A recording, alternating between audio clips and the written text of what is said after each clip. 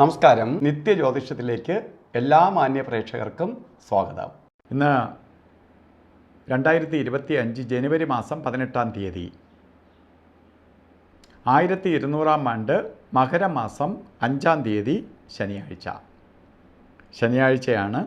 ഇന്ന് നക്ഷത്രം വന്നിരിക്കുന്നത് പൂരം നക്ഷത്രത്തിലാണ് ഉദയം വന്നിരിക്കുന്നത്.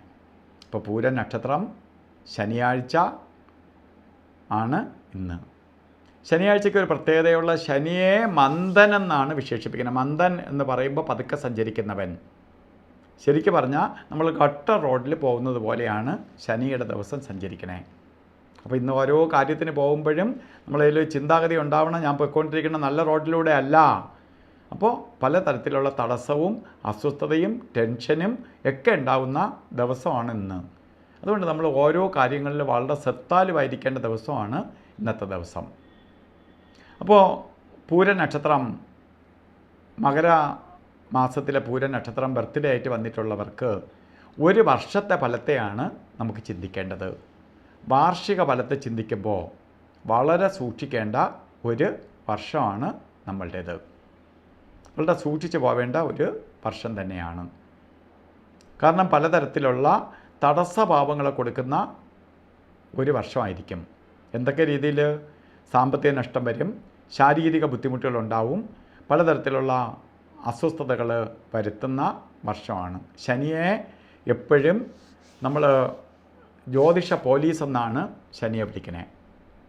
കാരണം ശനിയുടെ ബന്ധം വരുന്ന കാലഘട്ടങ്ങളിലാണ് നമ്മൾ അതുവരെ ചെയ്ത പാവഫലങ്ങൾ, നമ്മൾ ചെയ്ത തെറ്റുകൾക്കെല്ലാം നമുക്ക് ഫലം കിട്ടുന്ന കാലയളവ്. തെറ്റൊന്നും ചെയ്യാത്തവർക്ക് ശനിയെ ഭയക്കേണ്ട ആവശ്യമില്ല. നമ്മളെല്ലാം പാപികളാണ്, തെറ്റുകളൊക്കെ ചെയ്തിട്ടുള്ളതുകൊണ്ടാണ് നമുക്ക് ശനിയെ ഭയം. ശനി വരുമ്പോൾ നമുക്ക് പണി കിട്ടണം. നമ്മൾ അറിയുന്നില്ല, നമ്മൾ ചെയ്ത പലതും നമ്മൾ മറന്നു പോകും. പക്ഷേ അതെല്ലാം കൗണ്ട് ചെയ്യപ്പെടും, അതെല്ലാം എഴുതപ്പെടും. അതെല്ലാം കൂടി ചേർത്ത് നമുക്ക് ശനി അതുപോലെയുള്ള പാപഗ്രഹങ്ങൾ വരുന്ന സമയത്ത് നമുക്ക് കഷ്ടതയുണ്ടാക്കും. അല്ലെങ്കിൽ നമ്മളെ കർമ്മഫലത്തെ കുറയ്ക്കുന്നവനാണ് ശനി, കർമ്മഫലം കൂട്ടുന്നവനല്ല. അതുകൊണ്ട് നമുക്ക് ശനിയെ, നമ്മളെ കർമ്മഫലം കുറയ്ക്കാനും ശനിയുടെ ദോഷം ബാധിക്കാതിരിക്കാനുമായിട്ട് നമ്മൾ വിചാരിച്ചാലേ പറ്റുള്ളൂ. അതിനുവേണ്ടി ശനി വ്രതം നോക്കണം. ശനിയാഴ്ച ദിവസം വ്രതാനുഷ്ഠാനത്തോട് ഇരിക്കുന്നതിനൊപ്പം തന്നെ സൂര്യഭഗവാനെ തൊഴണം. ശനീശ്വര യന്ത്രം, ധനാകർഷണ യന്ത്രവുമായി ചേർത്തൊരു ശനി കവചം കിട്ടോളണം. ഇതൊക്കെ ഒരു വർഷത്തെ ഫലത്തെ ഒരു വർഷത്തേക്ക് വേണ്ടിയിട്ടാണ്.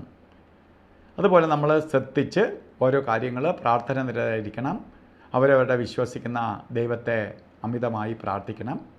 പ്രാർത്ഥന എന്ന് പറയുമ്പോൾ പ്രപഞ്ചത്തിൽ ദൈവിക ചൈതന്യമുണ്ട്. അത് നമ്മൾ പ്രാർത്ഥിച്ചാൽ മാത്രമേ നമ്മളിലേക്ക് കയറുള്ളൂ. മെഡിക്കൽ ഷോപ്പിൽ മരുന്നുണ്ട്, നല്ല പഠിച്ച ഡോക്ടർമാരുമുണ്ട്. അസുഖമുള്ളവർ ഡോക്ടറെ കണ്ട് മരുന്ന് വാങ്ങിക്കൊണ്ട് വെച്ചതുകൊണ്ടും കാര്യമില്ല, കഴിച്ചാലേ പറ്റുള്ളൂ എന്ന് പറഞ്ഞതുപോലെ അത് നമ്മളിലേക്ക് എത്തിക്കുമ്പോഴാണ് നമുക്കതിൻ്റെ ഗുണം ലഭിക്കണേ. അതുകൊണ്ട് നമ്മൾ പ്രാർത്ഥന നിരതരായിരിക്കണം. അപ്പോൾ ഇന്നത്തെ ദിവസം നല്ലതല്ല എന്ന് ഞാൻ പറഞ്ഞു. എങ്കിലും ഓരോ കാര്യത്തിന് ഇറങ്ങുമ്പോൾ പ്രധാനമായിട്ട് മന്ദനാണ്, എല്ലാം തടസ്സപ്പെടുത്തുന്ന ദിവസമാണ്. അപ്പോൾ നമ്മൾ യാത്ര പോകുമ്പോൾ യാത്രയ്ക്ക് തടസ്സം വരാതിരിക്കാൻ വേണ്ടി രാവുകാല സമയം നോക്കി യാത്ര തിരിക്കണം.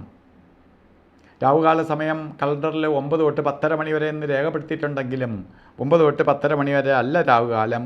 9:42 തൊട്ട് 11:09 വരെയാണ് രാവുകാല സമയം. അതുപോലെ ഒരു കാര്യത്തിനും കൊള്ളാത്ത 2 സമയമാണ് ഗുളികകാല സമയവും യമകണ്ഠകാല സമയവും.